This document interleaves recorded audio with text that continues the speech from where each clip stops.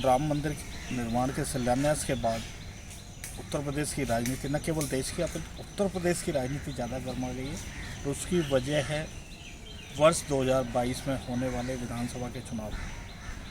योगी सरकार को लेकर पब्लिक के बीच जो क्रेज शुरुआती दौर में था, शायद वो क्रेज अब ख़त्म हो चुका है। अब वो उतना क्रेज नहीं है।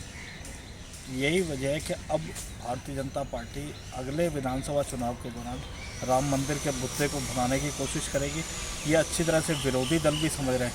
इसलिए समाजवादी पार्टी ने उत्तर प्रदेश में भगवान परशुराम की मूर्ति लगाने का ऐलान कर दिया है। मूर्तियों का दौर, मूर्ति लगाने, मंदिर बनाने, इसकी राजनीति एक बार ठीक उसी तरह से शुरू हो गई है जो 89 में शुरू हुई थी। आने वाले दिनों में परशुराम जी की भी मूर्ति लगेगी।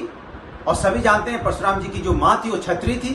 तो हम तो क्षत्रियों का भी उतना ही सम्मान करते हैं, हम ब्राह्मणों का भी सम्मान करते हैं, हम सभी जाति धर्मों का सम्मान करते हैं। आने वाले दिनों में समाजवादी लोग परशुराम जी की भी मूर्ति लगाने जा रहे हैं और भव्य मूर्ति लगाएंगे, क्योंकि हम सभी जात, सभी धर्मों का बराबर सम्मान करते हैं। जब मंदिर और आरक्षण की राजनीति मंडल कमीशन जब आया था, जब विश्वनाथ प्रताप सिंह सरकार थी, तो अडवाणी रथ यात्रा लेकर निकले थे। ठीक उसी तरह की स्थिति अब बन रही है। अब मंदिर निर्माण कार्य शुरू हो चुका है और ऐसे में विरोधी दल समझ रहे हैं कि भारतीय जनता पार्टी से मुकाबला करने के लिए कुछ नए मुद्दे उठाने ही पड़ेंगे। इसलिए समाजवादी पार्टी जो उत्तर प्रदेश में जड़ें मजबूत करती जा रही है अपने इन दिनों, उसकी नज़र ब्राह्मणों पर है। जो ब्राह्मण मतदाता जिधर जाता है उत्तर प्रदेश का, शायद सरकार उसी की बनती है। ये बात मायावती भी अच्छी तरह से समझ रही है। समाजवादी पार्टी परशुराम जी की मूर्ति लगा करके ब्राह्मणों के हितैषी होने की बात करती है, लेकिन ब्राह्मणों के आराध्य भगवान श्री राम भक्तों पर गोली चलाने पर कोई क्षमा नहीं मांगती है। आज तक भगवान श्री राम के दर्शन के लिए कभी जो है समाजवादी पार्टी के नेता अखिलेश यादव या मुलायम सिंह नहीं जाते हैं। वहीं उन्हीं के सांसद शफीकुर रहमान बर्क अयोध्या में राम मंदिर बनने पे सुप्रीम कोर्ट के निर्णय पे सवाल उठाते हैं। ऐसी समाजवादी पार्टी के नेता अगर परशुराम जी की मूर्ति लगाते हैं तो ये जनता को मूर्ख बनाने की बात है। समाजवादी पार्टी इस मसले को कैश कराने की कोशिश में लगी है। वो भगवान परशुराम की देश में सबसे बड़ी मूर्ति लगाने का ऐलान कर चुके हैं समाजवादी पार्टी के नेता।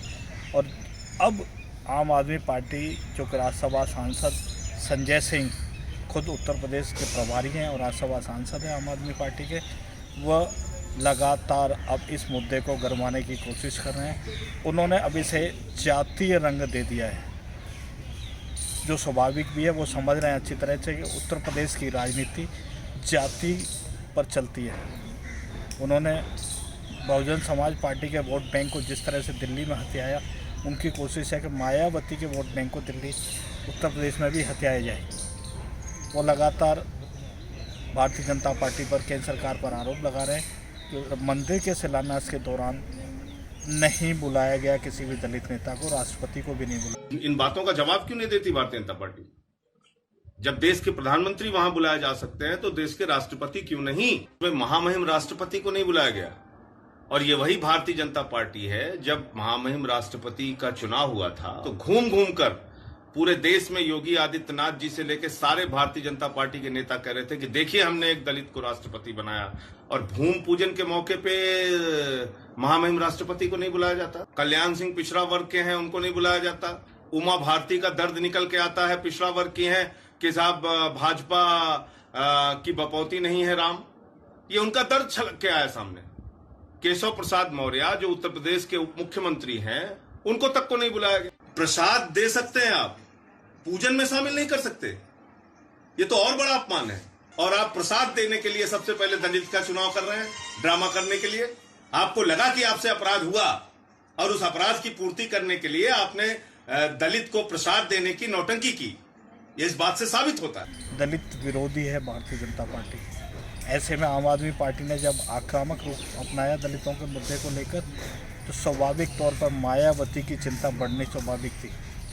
मायावती ने विपक्ष पर, बीजेपी पर निशाना तो साधा, लेकिन बड़े ही सधे शब्दों में उन्होंने कहा कि राष्ट्रपति बेहतर होता, माननीय प्रधानमंत्री साथ लेकर जाते। मायावती के शब्द और जो शैली जिस तरह से उन्होंने की है, तो सिर्फ वोट बैंक बचाने की कोशिश है। प्रखर संवाद के लिए नवीन को।